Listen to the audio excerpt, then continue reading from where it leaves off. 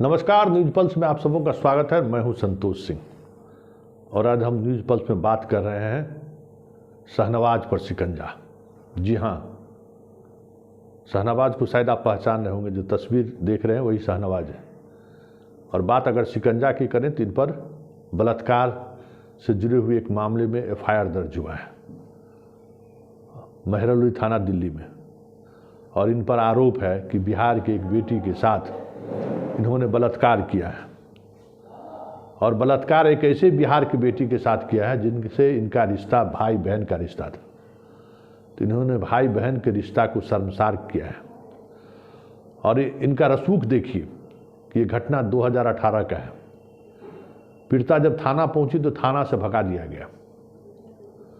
और पीड़िता जब न्याय के लिए कोर्ट पहुंची तो कोर्ट जब निर्देश दिया कि इस मामले में एफआईआर दर्ज कीजिए थाने को, तो 24 घंटे के अंदर हाई कोर्ट से स्टे करवा दिया इन्होंने। जब हाई कोर्ट ने आदेश किया कि नहीं, इस मामले में एफआईआर दर्ज होनी चाहिए, पीड़िता जो बयान दे रहे हैं वो बयान काफ़ी है एफआईआर दर्ज होने के लिए, तो ये जनाब सुप्रीम कोर्ट से 24 घंटे के अंदर स्टे करवा लिए कि एफआईआर ही दर्ज नहीं होने देना है। और सुप्रीम कोर्ट में जब डबल बेंच में जब फिर इसकी सुनवाई हुई और जिस अंदाज में पीड़िता ने अपना पक्ष रखा, पीड़िता के वकील ने पक्ष रखा, तो सुप्रीम कोर्ट से 2 बड़े सीनियर लॉयर को उन्होंने खड़ा किया था। और कोर्ट विक्टिम के वकील को सवाल तक पूछने नहीं दिया। और जब सवाल वकील से पूछताछ होने लगी तो वकील से उन्होंने यही कहा, जज, कि ये इतने रसूख वाले हैं कि एफआईआर दर्ज नहीं होना चाहते। एफआईआर दर्ज होने में क्या है? अगर घटना नहीं घटी होगी तो केस फॉल्स होगा, घटना घटी होगी तो वो जेल जाएंगे।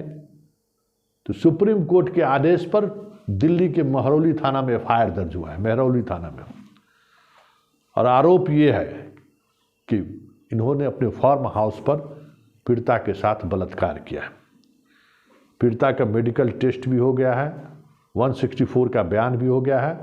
और अब कोर्ट शाहनवाज का भी मेडिकल टेस्ट कराएंगे कि वो वर्जिन है या नहीं है, क्योंकि कई तरह का तर्क इस पूरे प्रोसेस के दौरान दिया गया है। लेकिन सबसे बड़ी बात यह है कि एफआईआर दर्ज होने के 24 घंटे के अंदर पुलिस जिस दिशा में अनुसंधान को लेकर आगे बढ़ी है, उस अनुसंधान के क्रम में पीड़िता ने फार्म हाउस के जिस रूम में बलात्कार करने की बात कही है, उस रूम में जाने का रास्ता कैसा है, उस रूम का बाथरूम किधर है, उस रूम के बालकोनी किधर खुलते हैं, जो सारी चीज़ें जो उन्होंने वर्णित की थी, पुलिस को सब कुछ हूबहू ऐसा ही वहाँ पे मिला है।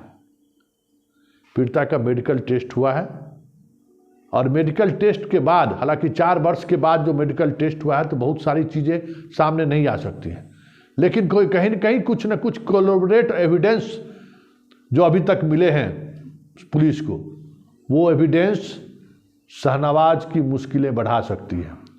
और आप कह सकते हैं कि आने वाले दिनों में शाहनवाज के लिए इस रेप के मामले में जिस तरीके से पीड़िता अभी भी स्टैंड ले रही है, आप सोच लीजिए कि सुप्रीम कोर्ट तक पीड़िता लड़ी है कि एफआईआर दर्ज होनी चाहिए। तो जो पीड़िता यहाँ तक लड़ाई लड़ी है, और अगर वो अपने बयान पर 164 के बयान पर उन्होंने वो सारी बातों का जिक्र किया है कि किस तरीके से शाहनवाज हुसैन ने उसे एक जगह से पिक करता है और उसके बाद वो अपने फार्म हाउस पे ले जाता है और उसके बाद वो बलात्कार करता है। इस पूरी घटना को लेकर अब दिल्ली पुलिस जिस तरीके से संवेदनशील है, क्योंकि सुप्रीम कोर्ट के आदेश पर एफआईआर दर्ज हुआ है। शुरुआती दौर में तो पुलिस कमिश्नर से लेकर एसीपी डीसीपी तक पीड़िता के बात सुनने को तैयार नहीं था। पीड़िता को तो थाने में एफआईआर दर्ज नहीं हो रही थी, लेकिन अब जब एफआईआर दर्ज हुई है तो प्रक्रिया भी शुरू हो गई है। अब देखिए आगे आगे होता है क्या।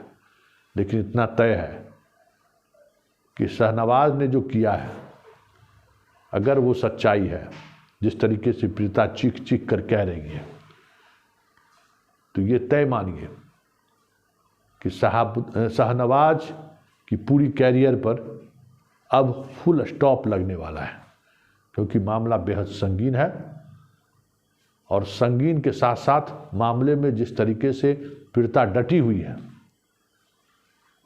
शाहनवाज के लिए इन शिकंजों से बाहर निकलने का रास्ता लगभग बंद हो चुका है।